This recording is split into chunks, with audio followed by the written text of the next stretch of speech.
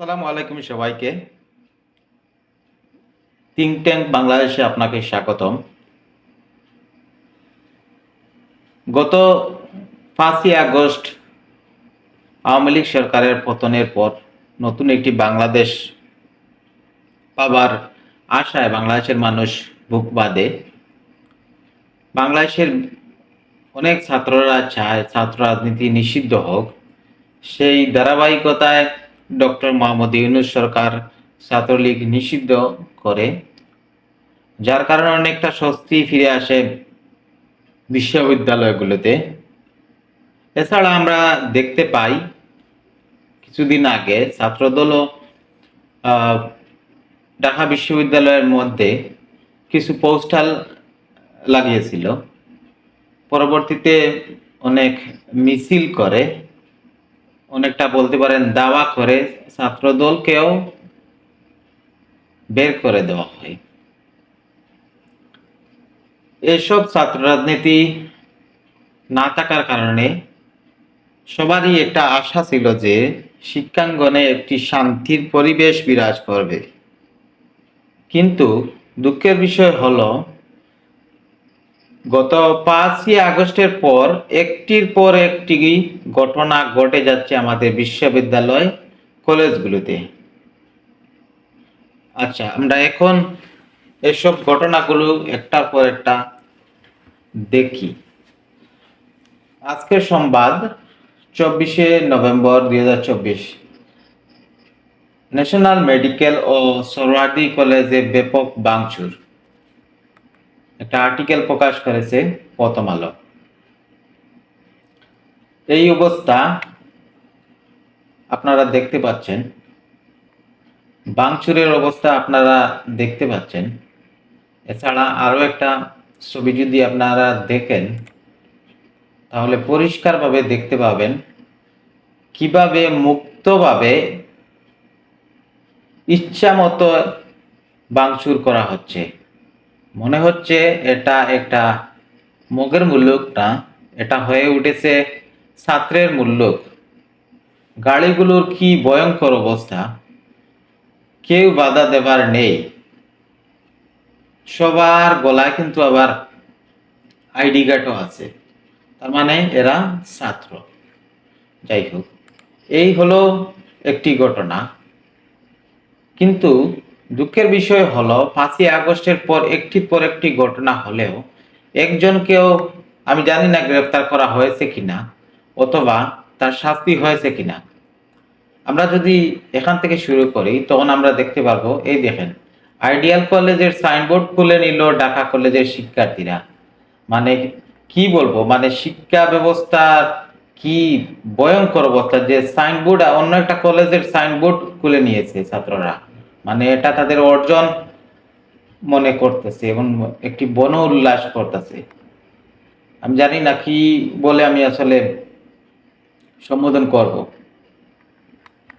এরপর যদি আমরা আরেকটি আর্টিকেলে আসি, আবার দেখতে পাবো যে তিতুমির কলেজের বিষয়ে কমিটি করবে সরকার, শিক্ষার্থীদের আন্দোলন প্রত্যাহার। মানে এখানে তিতুমির কলেজে আপনারা জানেন বিগত দিনে তুমুল সংঘর্ষ হয়, কিন্তু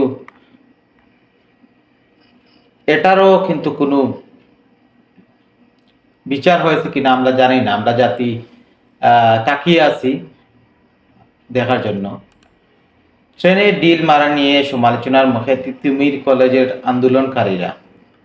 কি মানে কি বলবো, নৃশংস কাজ করতে পারে এই ছাত্ররা, আপনারা দেখতে পাচ্ছেন। এখন আপনি বলতে পারেন যে এখানে তৃতীয় পক্ষ চলে আসতে পারে। হ্যাঁ, আসতে পারে, স্বাভাবিক। কিন্তু এই যে আন্দোলনের সূচনা বলেন, সূচনা তো অবশ্যই তিতুমির কলেজ করেছে। মানুষের ওপর চলন্ত ট্রেনে ডিল মারা, এটা কি ধরনের ভয়ঙ্কর একটা কাজ, পৃথিবীর কোথায় হয় কিনা আমি জানি না। আর হলে তো অবশ্যই তারা বিচার পায়, কিন্তু বাংলাদেশে কি বিচার পায়? শুধুমাত্র ছাত্র ট্যাগ দিয়ে আপনি বিচার এর মুখোমুখি হবেন না।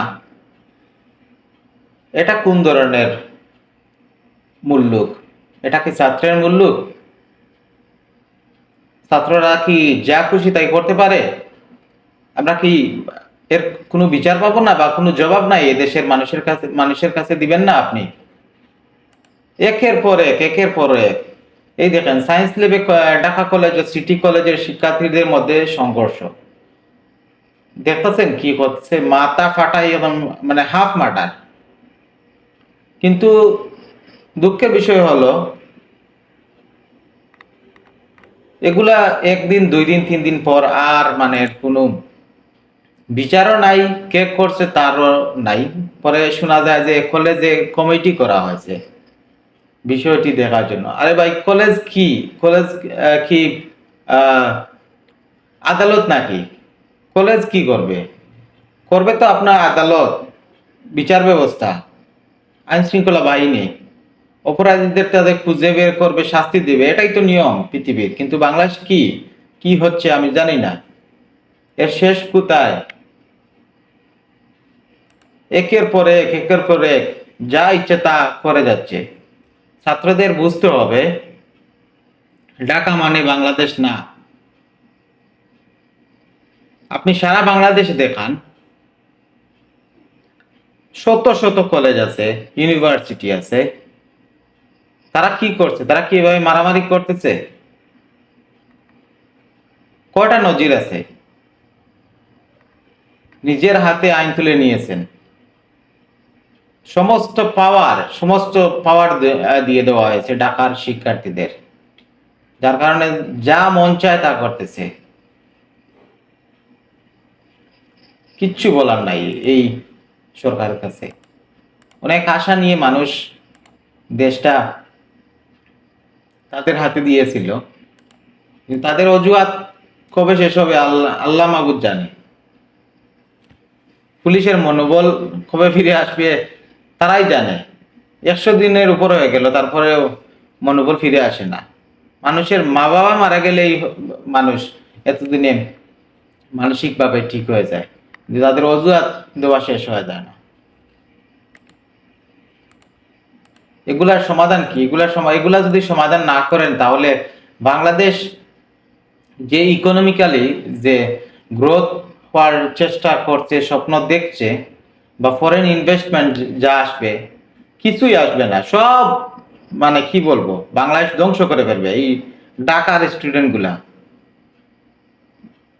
আমি মানে কুট করে বলতে চাই, ঢাকার স্টুডেন্ট গুলাই মেইন সমস্যার কারণ বাংলাদেশের বর্তমানে সবচেয়ে বেশি সমস্যা। আপনি অনেকগুলা মানে নিউজে দেখবেন, সেদিন দেখলাম চ্যানেল 24-এ মানুষ বলতেছে যে ছাত্ররা বেড়ে গেছে, মানে মানুষ অতিষ্ঠ, কিচ্ছু বলার নাই, এত ক্ষমতা দেওয়া হয়েছে। বর্তমান সরকার কাছে অনুরোধ করছি, হাত জোর করে অনুরোধ করছি, আপনার ঢাকার স্টুডেন্ট গুলোকে কন্ট্রোল করেন ভাই। তা না হলে কিন্তু সমস্ত বাংলাদেশ কিন্তু আপনাদের থেকে মুখ ফিরিয়ে নিবে। এটাই আপনার প্রতি বার্তা। আর ভালো থাকবেন সবাই। আর আমার চ্যানেলটাকে সাবস্ক্রাইব করবেন, লাইক দিবেন। আর